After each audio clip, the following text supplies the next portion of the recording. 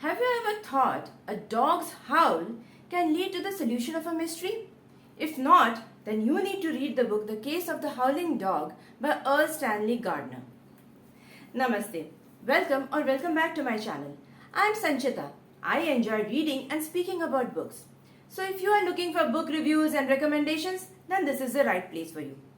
The book I have today is a murder mystery. The central character is Perry Mason, of course, that famous lawyer from London. He is sharp-tongued, quick-witted, knows the laws in and out, and remains calm even in tough situations. He is aware how to manipulate the minds of the people while discussing a case. One fine day, he receives a strange client, Arthur Cartwright, who complains that his neighbor's dog keeps on howling all night. Isn't it strange? Perry Mason, who enjoys tough cases, finds this to be an issue of quarreling neighbors. He is least interested in taking it up. But Arthur Cartwright keeps on pushing him, and ultimately they go to meet the neighbor, who immediately denies any issues with the dog.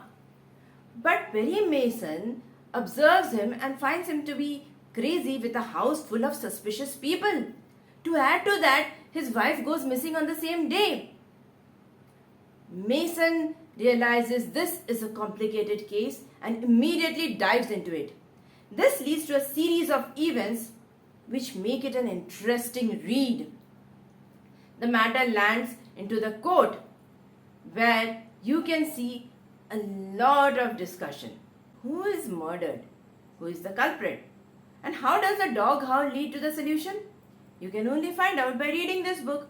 But I will tell you the finer points of this book. First, the description of the characters.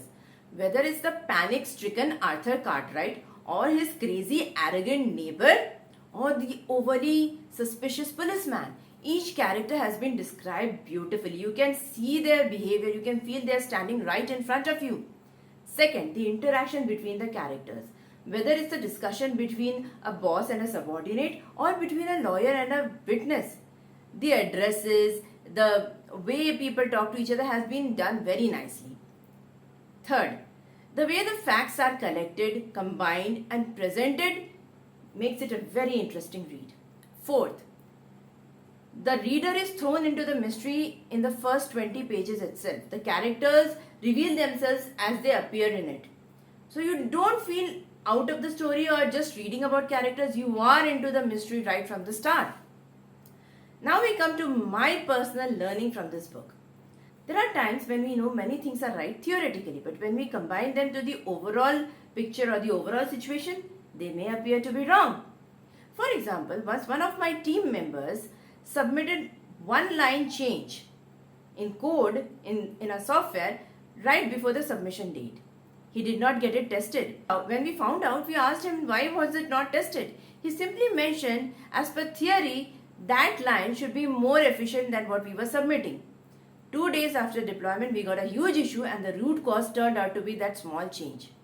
Theoretically, that was correct, but when combined with the overall project code, it caused an issue. Perry Mason is also aware of each and every law, but how the law impacts each situation, he is aware of that as well. Has it ever occurred to you that something appears to be correct theoretically, but when combined with the bigger picture turns out to be an issue? If yes, let me know in comments. This book was picked up as part of my World Book Day reads when I had decided to pick the works of an author whose works I had never read before. It was also recommended by one of the booktubers. There have been many TV adaptations of Perry Mason, but I would recommend reading the book first. The way the facts are presented is really interesting. Particularly the court part, you can almost feel that you are watching some courtroom drama. The language is simple, yet there are many phrases and I got to learn some nice idioms which enhance my language. For example, to pull the lid off, which means to reveal a secret, or to use your noodle, that means to use your brain. So I am not going to pull the lid off and give you any spoilers, but I would still recommend reading this book if you have not read it. It's a 216-page book. This is a paperback. You can carry it anywhere. You can read it while traveling or while lazing at home. So grab a copy for yourself if you have not read it. If you have already read it, then do let me know in comments how you felt after reading it. For more such reviews, please like, share and subscribe to my channel. Also, let me know in comments if you have read any other book by Erle Stanley Gardner or any other Perry Mason mystery. Thank you.